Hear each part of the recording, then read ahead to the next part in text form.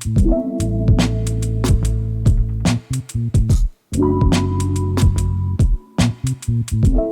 के इस लेक्चर में हम डिस्कस करेंगे कि एपिडेमियोलॉजी का क्या रोल होता है। तो एपिडेमियोलॉजी में हम क्या करते हैं, स्टडी करते हैं कि कैसे कैसे ग्रोथ हो रहा है बैक्टीरिया का। तो एक तो उसका ग्रोथ का पता चलता है कितने टाइम ड्यूरेशन में हो रहा है, और कैसे उसको किसी डिजीज को कंट्रोल किया जा सके, कैसे उसको रोका जा सके। तो इसके रिगार्डिंग हम क्या एपिडेमियोलॉजी में पढ़ते हैं। तो इसके ट्रायंगल वगैरह हो गया, तो ये सब हम डिस्कस करते हैं। तो एपिडेमियोलॉजी में हम समझेंगे कि एपिडेमियोलॉजी क्या है। तो एपिडेमियोलॉजी क्या है कि ये एक ब्रांच है मेडिसिन की, जिसमें क्या डील करते हैं हम इसमें कि कैसे डिजीज अकर हो रही है, डिजीज अकरेंस, कैसे डिजीज अकर हो रही है, और कौन कौन से फैक्टर हैं जो इन्फ्लुएंस कर रहे हैं डिजीज ट्रांसमिशन में। कौन कौन से ऐसे फैक्टर हैं जो डिजीज ट्रांसमिशन में क्या कर रहे हैं, इन्फ्लुएंस कर रहे हैं। तो इसका हम पता लगाते हैं। तो इसका पता लगाने के लिए हमें क्या एपिडेमियोलॉजी को समझना पड़ेगा।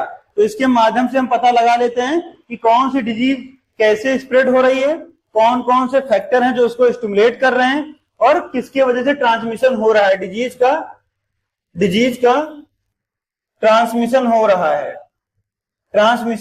है। और कॉजेज क्या क्या है, बोल सकते हैं कॉजेटिव एजेंट कौन कौन से हैं।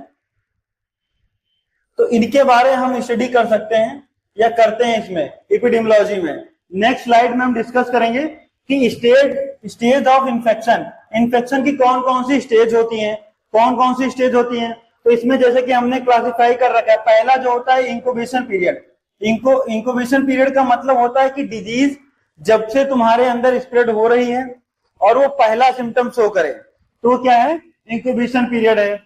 प्रोडर्मल स्टेज का मतलब है कि प्राइमरी स्टेज से पहले की कंडीशन है। इसमें क्या होता है, ना तो रिस्क फैक्टर प्रेजेंट होते हैं और ना ही डिजीज प्रेजेंट होती है, लेकिन चांसेस क्या होते हैं कि वहां से जो माइक्रो ऑर्गेनिज्म हैं जो इंटर करते हैं वो ग्रो करना शुरू करते हैं, अपना एक होस्ट में जगह बनाने की कोशिश करते हैं। वैसे अगर थर्ड नंबर की हम बात करें तो फैस्टिज्म, और फोर्थ नंबर की बात करें तो डिफरेंस, अगर फिफ्थ नंबर की हम बात करें तो कन्वर्सेंस, सिक्स नंबर की अगर हम बात करते हैं तो डेफिकेशन। ये स्टेज होती है इन्फेक्शंस की, इनको हम एक्सप्लेन करेंगे। जैसे कि हम बात करते हैं इंक्यूबेशन पीरियड की, तो इसमें हम देखते हैं the time duration from the entry of infection agent into the body to the appearance of the first symptom is called incubation period. कहने का मतलब है कि जब पहला ऐसा समय या ऐसा duration, the time of duration, जब क्या हो रहा है कि एंट्री हो रहा है इन्फेक्शन, जो एजेंट है, जो पॉजिटिव एजेंट हैं वो क्या कर रहे हैं, इंटर कर रहे हैं हमारे बॉडी में और अपीयर कर रहे हैं पहले सिम्टम को, पहला सिम्टम शो कर रहे हैं। उस टाइम ऑफ ड्यूरेशन को हम क्या बोलते हैं, इंक्यूबेशन पीरियड बोलते हैं। क्या बोलते हैं, इंक्यूबेशन पीरियड बोलते हैं। नेक्स्ट अगर हम डिस्कस करेंगे प्रोडर्मल स्टेज की, तो प्रोडर्मल स्टेज क्या होता है, इस कंडीशन में बेसिकली हमें देखने को मिलता है कि जो डिजीज कंडीशन है, इसके जो सिम्टम्स अपीयर हो रहे हैं वो 3 से 4 दिन के अंदर हमें दिखाई देंगे, 3 से 4 दिन के अंदर हमें दिखाई देना शुरू होंगे। नेक्स्ट अगर हम बात करें the clinical diagnosis is not possible, तो प्रोडर्मल स्टेज की हमने बात किया, जैसे कि हमने लेवल ऑफ प्रिवेंशन में डिस्कस किया था कि प्रीमॉर्डियल, तो हमने बताया था इसमें ना तो रिस्क फैक्टर प्रेजेंट होते हैं ना डिजीज प्रेजेंट होती है। तो क्लिनिकल डायग्नोसिस इसमें पॉसिबल नहीं है। तो प्रीडर्मल स्टेज में हम डिस्कस करेंगे कि इसकी जो सिम्टम्स हैं वो अपीयर होते हैं 3 से 4 दिन में, और इसमें क्लिनिकल डायग्नोसिस क्या है, पॉसिबल नहीं है, हम क्लिनिकल डायग्नोसिस किसी बिहाफ पे नहीं कर सकते हैं। नेक्स्ट हम डिस्कस करेंगे फास्टिज्म। इसमें हमें देखने को मिलता है कि जो हमारे सिम्टम्स होते हैं वो पीक लेवल पे होते हैं। वो क्या होते हैं, पीक लेवल पे होते हैं, उनकी ग्रोथ जो है पीक लेवल पे होती है, वो हमको शो होते हैं सिम्टम। तो इनके बेसिस पे हम क्या कर सकते हैं, जब सिम्टम्स प्रेजेंट हैं और वो भी अपने पीक लेवल पे हैं, तो सिम्टम हमें दिख रहे हैं, अब हम क्या कर सकते हैं कि इसमें क्लिनिकल डायग्नोसिस को परफॉर्म कर सकते हैं, और पार्टिकुलर डिजीज किस वजह से हो रही, किस पॉजिटिव एजेंट की वजह से हो रही, किस बैक्टीरिया या किस वायरस की वजह से हो रही है, तो उसका हम पता लगा सकते हैं। नेक्स्ट स्लाइड में हम डिस्कस करेंगे कि डिफरेंस का मतलब क्या होता है। In this stage the body defence mechanism respond, कहने का मतलब है कि जो बॉडी डिफेंस मैकेनिज्म होता है वो एक्टिव हो जाता है। वो क्या होता है, एक्टिव हो जाता है। तो बॉडी डिफेंस मैकेनिज्म को समझेंगे कि इसका मतलब होता है प्रतिरोधक क्षमता, मतलब जैसे कोई भी फॉरेन बॉडी पार्टिकल्स आ रहे हैं उनके लिए क्या करना, फाइट करना, एज अ प्रोटेक्शन का काम करना, उनके लिए लड़ना, उनको किल करना, ये काम किसका होता है, बॉडी डिफेंस मैकेनिज्म का होता है। तो ये क्या हो जाता है, एक्टिव हो जाता है और उनको किल करने का काम करते हैं। जैसे कि हम फाइगोसाइटोसिस को जानते हैं, इसमें क्या करते हैं, किल कर देते हैं हम। तो हमारे बॉडी में क्या इन्फेक्शन रेट ऑफ दर को कम किया जा सकता है या डिजीज होने की संभावना को कम किया जा सकता है। नेक्स्ट हम डिस्कस करेंगे कन्वल्सन। तो कन्वल्सन क्या होता है, इसमें हमें देखने को मिलता है that system decrease, the symptom decrease and the patient progress toward the recovery. कहने का मतलब है जो पेशेंट के अंदर सिम्टम्स हो रहे हैं वो क्या होते हैं, इस स्टेज में आते आते डिक्रीज हो जाते हैं और पेशेंट पुनः अपने रिकवरी स्टेज में जाता दिखाई देगा। पेशेंट मतलब रिकवर होता हो तुम्हें नजर आएगा, सिम्टम जो है वो कम हो जाएंगे। नेक्स्ट अगर हम डिस्कस करें लास्ट पॉइंट की या लास्ट स्टेज की, डेफिकेशन स्टेज की, तो इसमें हमें देखने को मिलता है कि पेशेंट के अंदर जो भी डिजीज है वो प्रॉपरली ट्रीट हो चुकी है। तो इसमें क्या होता है, पेशेंट जो होता है कंप्लीट रिकवर हो चुका होता है। पेशेंट क्या होता है, कंप्लीट रिकवर हो जाता है फ्रॉम द डिजीज, जिस डिजीज से वो सफर कर रहा था पेशेंट उससे रिलीफ पा जाता है और प्रॉपरली रिकवर हो जाता है, पहले जैसे स्टेज में अवस्था में आ जाता है। नेक्स्ट हम डिस्कस करेंगे एपिडेमियोलॉजिकल ट्रायड की। तो इसमें हम देखते हैं पहला जो ये ट्रायंगल हमारा बना हुआ है, ट्रायंगल के 3 एंगल पे हम बात करेंगे। तो पहला जो इसका पॉइंट होता है उसको हम बोलते हैं एजेंट। एजेंट का मतलब होता है कि कोई भी पॉजिटिव एजेंट जो हमारे बॉडी में क्या कर रहे हैं, इंसर्ट कर रहे हैं और डिजीज को कॉज कर रहे हैं। क्या कर रहे हैं, डिजीज को कॉज कर रहे हैं। तो ये काम किसका होता है, एजेंट का। दूसरा अगर हम होस्ट की बात करें तो होस्ट में हम देखते हैं कि जो भी एजेंट इंटर कर रहे हैं हमारी बॉडी में, क्या कर रहे हैं, इंटर कर रहे हैं। तो ये होस्ट का मतलब होता है बॉडी। अब बॉडी हमारी क्या करेगी, उनको रहने की जगह देगी, सर्वाइवल का प्लेस प्रोवाइड करेगी। यहां पे आके जो पॉजिटिव एजेंट हैं इंटर करके अपने नंबर्स को मल्टीप्लीकेशन करके उनकी जनसंख्या में वृद्धि करेंगे, जिसके वजह से पार्टिकुलर ऑर्गन को डैमेज करेंगे किसी डिजीज के फॉर्म में। नेक्स्ट अगर हम बात करते हैं यहीं पे इन्वायरमेंट की, तो इन्वायरमेंट का कहने का मतलब है कि इन्वायरमेंट जो है ये टेम्परेचर पे डिपेंड करेगा, टेम्परेचर प्रोवाइड करेगा। टेम्परेचर का मतलब इनके अनुकूल इन्वायरमेंट क्या करेगा, कन्वर्ट करेगा, तभी जो है बैक्टीरियल या वायरल की ग्रोथ हो सकती है और ये डिजीज कॉज करेंगे।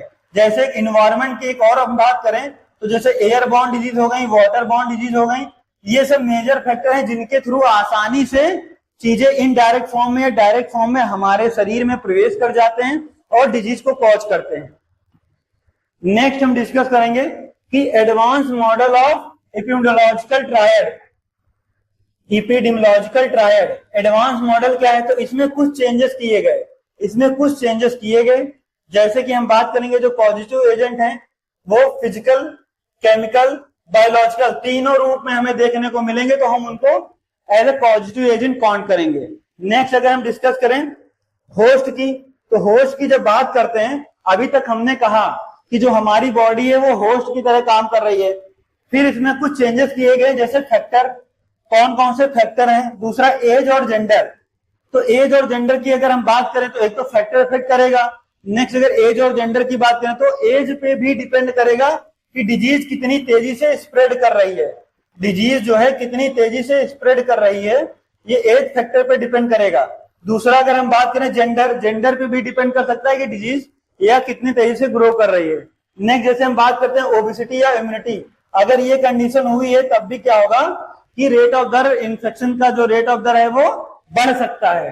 नेक्स्ट हम डिस्कस करेंगे कि इन्वायरमेंट की। अब इसके जगह पे हमने क्या ऐड किया कि फैक्टर, ऐसे फैक्टर जो इफेक्ट कर रहे हैं, और ये कहने का मतलब कि हेल्प कर रहे हैं हेल्प कर रहे हैं। किसका हेल्प कर रहे हैं, एजेंट का।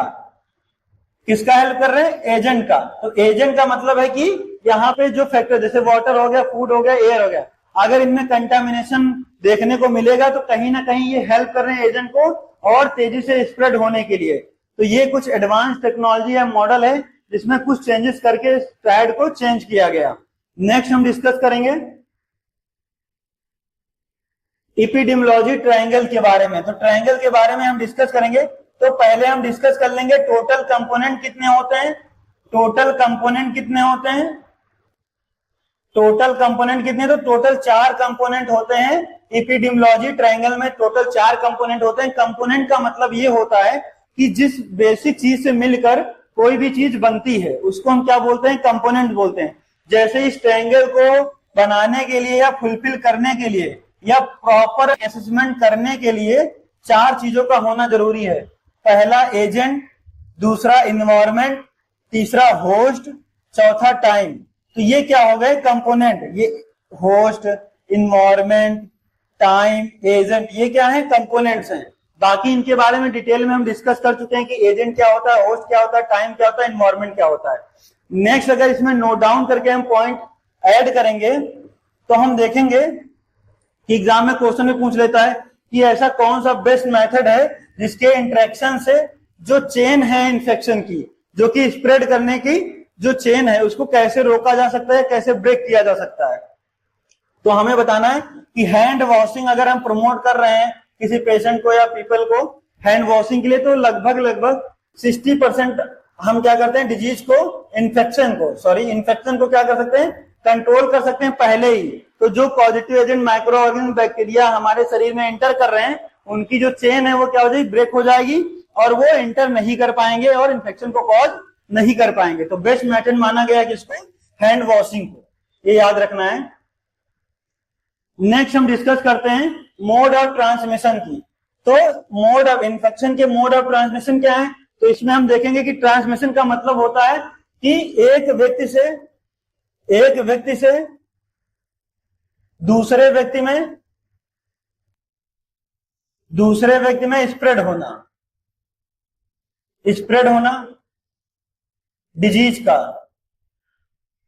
तो एक व्यक्ति से अगर दूसरे व्यक्ति में डिजीज ट्रांसफर हो रही तो वो किन कौन से पैटर्न पे हो रही है, उसमें हम बात करते हैं मोड ऑफ ट्रांसमिशन, मतलब किसके थ्रू हो रही है। तो जैसे हम पहला पॉइंट डिस्कस करेंगे डायरेक्ट ट्रांसमिशन, और जो दूसरा हमारा पॉइंट है इनडायरेक्ट ट्रांसमिशन।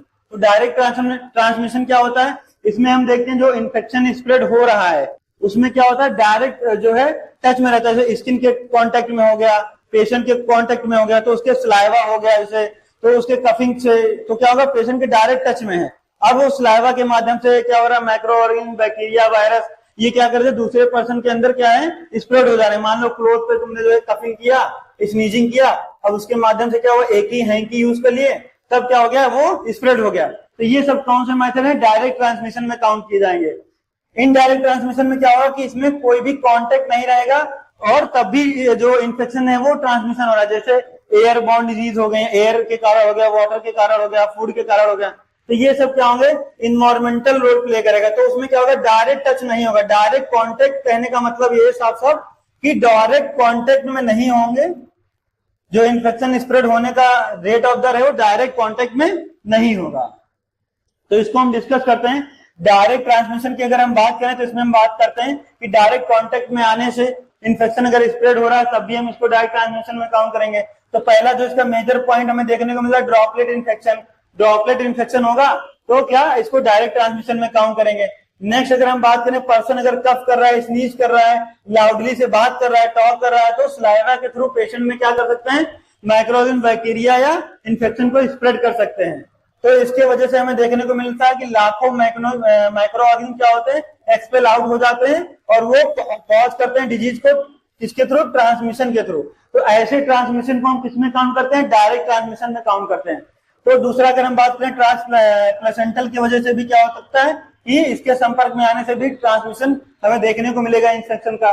दूसरा अगर हम बात करें, inoculation into the skin, skin के थ्रू भी क्या हो सकता है, टच में आने से ग्रो कर रहे हैं, अब वो क्या करें, दूसरे पर्सन में क्या करें, ट्रांसमिट कर रहे हैं चीजों को, इन्फेक्शन को क्या करें, माइक्रो ऑर्गेनिज्म, बैक्टीरिया को क्या करें, ट्रांसमिट करें। तो ये कुछ मेथड्स हैं जो कि डायरेक्ट ट्रांसमिशन में हम डिस्कस करते हैं। नेक्स्ट हम बात करते हैं इनडायरेक्ट ट्रांसमिशन की। तो इनडायरेक्ट का मतलब है कि इसमें कि कोई भी पर्सन का डायरेक्ट टच नहीं है। तो इनडायरेक्ट का मतलब है एयरबॉर्न ट्रांसमिशन, एयर से होने वाले जितने भी ट्रांसमिशन या इन्फेक्शन या डिजीज हैं, ऐसे डिजीज को हम क्या बोलेंगे, इनडायरेक्ट ट्रांसमिशन बोलेंगे। नेक्स्ट हम डिस्कस करेंगे, जैसे कि हम बात करते हैं एयरबॉर्न में इन्फेक्टेड डस्ट हो गया, न्यूक्लियाई हो गया, तो डस्ट वगैरह की वजह से क्या हो सकता है, इन्फेक्शन ऑफ रेट ऑफ दर को बढ़ा रहे हैं, तो वो भी क्या होगा, इनडायरेक्ट ट्रांसमिशन में हम काउंट करेंगे। दूसरा अगर हम बात करें व्हीकल्स बॉर्न ट्रांसमिशन, व्हीकल्स के कारण जो होने वाले डिजीज, इन्फेक्शन रेट ऑफ दर, ये सब क्या है, इनडायरेक्ट ट्रांसमिशन है। नेक्स्ट अगर हम बात करें तो वेक्टर बॉर्न डिजीज हो गया और फॉर्मेटिव बॉर्न डिजीज हो गया। तो ये जो डिजीज कंडीशंस हैं ये सब इनडायरेक्ट डिजीज कंडीशन में हम काउंट करते हैं, जिनमें क्या होगा कि बॉडी जो है पार्टिकुलर जो है कांटेक्ट में नहीं आ रही, फिर भी इन्फेक्शन कॉज हो रहा है थ्रू इन्वायरमेंट की हेल्प से या फिर अदर पॉजिटिव एजेंट की वजह से क्या हो रहा है कि ट्रांसमिशन जो है इन्फेक्शन कॉज हो रहा है। नेक्स्ट हम डिस्कस करेंगे लेवल ऑफ प्रिवेंशन को। तो लेवल ऑफ प्रिवेंशन की हम बात करते हैं तो इसमें हम देखते हैं टोटल जो है 4 types of level of prevention होते हैं। पहला अगर इसमें हम बात करेंगे प्रीमोडियल प्रिवेंशन, नेक्स्ट अगर हम डिस्कस करेंगे प्राइमरी प्रिवेंशन, थर्ड प्रिवेंशन की अगर बात करेंगे तो सेकेंडरी प्रिवेंशन और फोर्थ प्रिवेंशन की बात करेंगे तो टर्सरी प्रिवेंशन। तो जैसे कि हमने इसमें डिस्कस किया था प्रीमोडियल प्रिवेंशन क्या होता है, इसमें ना तो रिस्क फैक्टर, जल्दी जल्दी हम देखेंगे इसमें कि प्रीमोडियल प्रिवेंशन में क्या होगा, ना तो रिस्क फैक्टर प्रेजेंट होंगे और जो प्रिवेंशन हम करेंगे रिस्क फैक्टर प्रेजेंट ना होने से पहले हम क्या करेंगे, बचाव करेंगे कि रिस्क फैक्टर प्रेजेंट ना हो। दूसरा हम देखेंगे कि prevention before development of risk factor.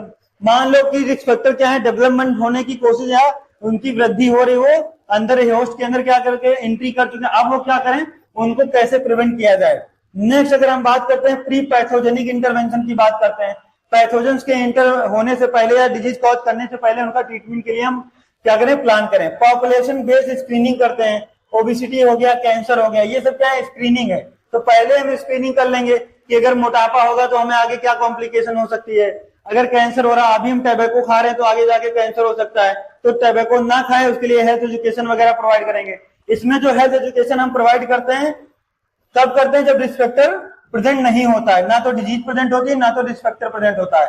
फिर हम हेल्थ एजुकेशन देते हैं कि आगे फ्यूचर में वो कॉम्प्लिकेशन ना हो, तो उसके हम क्या करते हैं, उसको डिसएडवांटेज बताते हैं कि ऐसा करोगे तो फिर ऐसी कॉम्प्लिकेशन देखने को मिलेगी।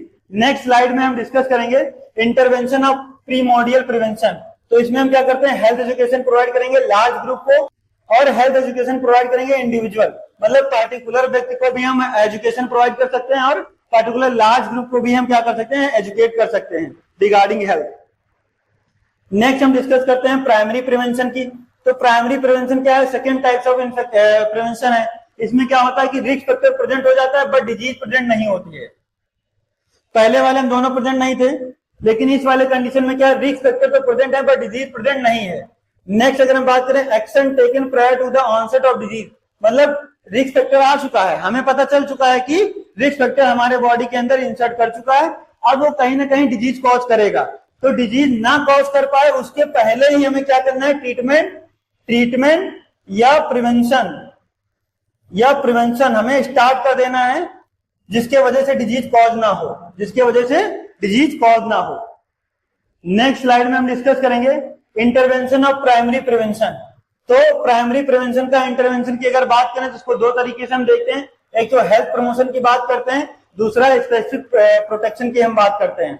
तो हेल्थ प्रमोशन क्या होता है, इसमें हम क्या करते हैं, प्रॉपर न्यूट्रिशन प्रोवाइड करते हैं, पेशेंट को प्रॉपर न्यूट्रिशन प्रोवाइड करते हैं और इन्वायरमेंटल सैनिटेशन पे हम बात करते हैं। तो इसमें क्या देखते हैं, पर्सनल हाइजीन हो गया, तो इसको हम सब क्या करेंगे, क्लीन करेंगे। एक्सरसाइज पे हम ध्यान देंगे, एक्सरसाइज के लिए प्रमोट करेंगे और पर्टिकुलर उसकी काउंसलिंग करेंगे। अगर वो स्ट्रेस में है, डिप्रेशन में है या मेंटली रिटार्डेड है या और उसको हेल्थ रिगार्डिंग कोई प्रॉब्लम है तो उसके रिगार्डिंग हम क्या करेंगे, उसको प्रॉपर काउंसलिंग प्रोवाइड करेंगे। या फिर जो भी इन्फेक्शन के रेट ऑफ द स्प्रेड होने के चांसेस हैं तो हम उसको बताएंगे कि ये तुम्हें सावधानियां बरतनी है जिससे इन्फेक्शन की रेट ऑफ दर को रोका जा सके स्प्रेड होने से। नेक्स्ट अगर हम बात करें हेल्थ एजुकेशन प्रोवाइड करेंगे, प्रीमोडियल में भी हेल्थ एजुकेशन दे रहे थे, इसमें भी हेल्थ एजुकेशन प्रोवाइड कर रहे हैं। तो इसमें कहने का मतलब है कि रिस्क फैक्टर प्रेजेंट है, अब उस बेसिस पे हम हेल्थ एजुकेशन देंगे, एजुकेट करेंगे कि इसको कैसे कंट्रोल किया जा सकता है और खत्म किया जा सकता है। नेक्स्ट हम डिस्कस करेंगे स्पेसिफिक प्रोटेक्शन की। तो स्पेसिफिक प्रोटेक्शन का, स्पेसिफिक का मतलब होता है किसी विशेष चीज के लिए कोई काम करना, जैसे तुमने कोचिंग ज्वाइन किया गवर्नमेंट जॉब लेने के लिए, तो ये क्या हो गया, स्पेसिफिक प्रोटेक्शन हो गया। तो इसी तरह जैसे हम इम्यूनाइजेशन करते हैं, तो पार्टिकुलर मान लो कुत्ता काटा, डॉग बाइट किया, तो हमने क्या किया, रेबीज इंजेक्शन या इम्यूनाइजेशन करवा लिया, तो ये क्या हो गया, एक स्पेसिफिक इम्यूनाइजेशन हो गया। नेक्स्ट अगर कॉन्ट्रासेप्टिव मेथड का हम यूज करें तो हम कॉन्डम्स का यूज कर लेते हैं, जिसकी वजह से क्या हो, HIV एड्स वगैरह क्या हो, स्प्रेड ना हो, तो हम पहले ही क्या कर रहे हैं, प्रोटेक्शन यूज कर ले रहे हैं। नेक्स्ट अगर हम बात करें हेलमेट की, तो हेलमेट भी एक तरीके की क्या है, स्पेसिफिक प्रोटेक्शन है। जैसे कि हम बात कर लेते हैं कि अगर हम हेलमेट लगाएंगे तो हम हेड इंजरी से बच सकते हैं, हम हेड इंजरी से बच सकते हैं। तो कहने का मतलब है कि अगर हम हेलमेट लगाएंगे तो हेड इंजरी से बच सकते हैं। तो एक स्पेसिफिक प्रोटेक्शन के लिए चीजें यूज की जा रही हैं। नेक्स्ट अगर हम डिस्कस करेंगे PPE किट, तो इसको अगर हम यूज करेंगे तो हॉस्पिटल एक्वायर्ड इन्फेक्शन से हम बच सकते हैं। हॉस्पिटल एक्वायर्ड इन्फेक्शन से हम क्या कर सकते हैं, बच सकते हैं, अगर हम PPE किट का प्रॉपर यूज करेंगे। इसका एग्जांपल अगर हम देखने को मिले तो कोविड के टाइम पे हमने मास्क वगैरह का यूज करके, ग्लव्स का यूज करके हमने जो है अपने आप को सेफ रखा और जो है प्रोटेक्ट किया डिजीज कंडीशन से। तो इसमें हम देखते हैं नेक्स्ट स्लाइड में कि सेकेंडरी प्रिवेंशन क्या होता है। सेकेंडरी प्रिवेंशन क्या होता है, इसमें हमें देखने को मिलता है prevention of disease in early stage. अब डिजीज जो हो चुकी है अभी अर्ली स्टेज में, अभी उसको अगर प्रिवेंट कर लेंगे तो कंडीशन जो है सीवियर नहीं होगी, कॉम्प्लिकेशन ज्यादा नहीं होंगे। तो इसमें हम देखते हैं stop the progress of disease. हमारा मेन मोटिव क्या रहता है कि अब डिजीज तो हो चुकी है, लेकिन उसकी जो प्रोग्रेस है उसको क्या किया जाए, कंट्रोल किया जाए, स्टॉप किया जाए या प्रॉपर तरीके से उसको खत्म किया जाए, ये हमारा मोटिव होना चाहिए। नेक्स्ट हम डिस्कस करते हैं इंटरवेंशन क्या होंगे। सेकेंडरी प्रिवेंशन के इंटरवेंशन क्या होंगे, तो इसमें प्रॉपर ट्रीटमेंट प्रोवाइड करेंगे। तो start proper treatment after diagnosis of the disease. जैसे ही हमें पता चल जाए कि कौन सी डिजीज हुई है, किस पॉजिटिव एजेंट की वजह से कॉज की है, तो उसी के अकॉर्डिंग हमें क्या करना है, बेसिक जो इंपॉर्टेंट ट्रीटमेंट है वो प्रोवाइड करना है, प्रॉपरली क्या है, ट्रीटमेंट प्रोवाइड करना है। नेक्स्ट अगर हम बात करें अर्ली डायग्नोसिस की, हमें ध्यान देना है कि जैसे ही डिजीज हमें सेकेंडरी प्रिवेंशन में देखने को मिलता है तो हमारा मेन मोटिव क्या है, हेल्थ चेकअप करेंगे, स्क्रीनिंग करेंगे, डायग्नोसिस करेंगे, एग्जामिनेशन टेस्ट करेंगे, इन्वेस्टिगेशन करेंगे। हमारा मेन मोटिव यही रहेगा कितनी जल्दी से डिजीज को आइडेंटिफाई कर लें, और उसके अकॉर्डिंग ट्रीटमेंट प्रोवाइड करें। दूसरा जैसे हमने बात की स्पूटम टेस्ट कराएंगे जो कि पार्टिकुलर टीबी के लिए होता है, तो जैसे पता चल जाए उसके अकॉर्डिंग हम क्या करेंगे, मैनेजमेंट और ट्रीटमेंट प्रोवाइड करेंगे। मलेरिया टेस्ट कर लिए, उसके अकॉर्डिंग हम क्या करेंगे, प्रिस्क्रिप्शन देंगे। नेक्स्ट अगर हम बात करें कैंसर स्क्रीनिंग टेस्ट, ये भी क्या होगा, अर्ली डायग्नोसिस में आएगा। तो अगर अर्ली डायग्नोसिस में इन चारों में से कोई ऑप्शन दे रखा है और पूछ लेता है कि ये कौन से अर्ली डायग्नोसिस में कौन से पॉइंट मेंशन या कौन से टेस्ट मेंशन किए जाएंगे, तो इनमें से टिक कर सकते हो। नेक्स्ट हम बात करेंगे टर्सरी प्रिवेंशन की। तो टर्सरी प्रिवेंशन में हम देखते हैं कि ये लास्ट स्टेज ऑफ प्रिवेंशन है, और intervention in the late pathogenic state है लास्ट स्टेज, मतलब जो पैथोजेंस हैं उनके इंटरवेंशन में हम क्या करेंगे, उनको ट्रीट करेंगे, ट्रीटमेंट प्रोवाइड करेंगे, प्रॉपरली उनको क्या करेंगे, ट्रीट करेंगे। और लास्ट स्टेज है मतलब कॉम्प्लिकेशन ज्यादा रहेगा, कॉम्प्लिकेशन ज्यादा देखने को मिलेगा, तो उस पर हमें क्या करना है, ध्यान देना है। तो इंटरवेंशन ऑफ टर्सरी प्रिवेंशन में हम देखेंगे तो इसमें हमें 2 पॉइंट में हम इसको क्लासिफाई किए हैं। पहला जो हमारा है डिसेबिलिटी, दूसरा जो हमारा है रिहेबिलिटेशन। तो डिसेबिलिटी में क्या करेंगे, कंट्रोल करेंगे और लिमिटेशन करेंगे। उसके जो फंक्शंस हैं, जो ग्रोथ है, जिस तेजी से वो ग्रोथ कर रहा है उसको हम क्या करेंगे, कंट्रोल करेंगे। और जो उसके फंक्शंस हैं जिसकी वजह से वो डिसेबल हुआ है, अपने फंक्शंस को एक्टिवली परफॉर्म नहीं कर पा रहा है, तो उसको हम क्या करेंगे, ठीक करेंगे। उसको क्या करेंगे, प्रॉपर मेंटेन करेंगे,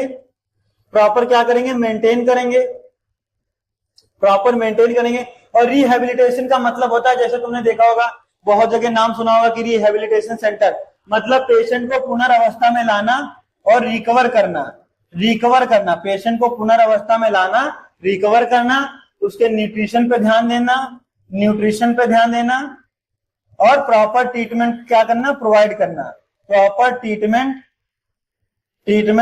करना, और कॉम्प्लिकेशन को कम करके पेशेंट को पुनर्वस्था में लाना जैसे पेशेंट था। इस प्रोसेस को क्या बोलेंगे, रिहेबिलिटेशन बोलेंगे, जो कि ये किसका इंटरवेंशन है, टर्सरी प्रिवेंशन का क्या है, इंटरवेंशन है।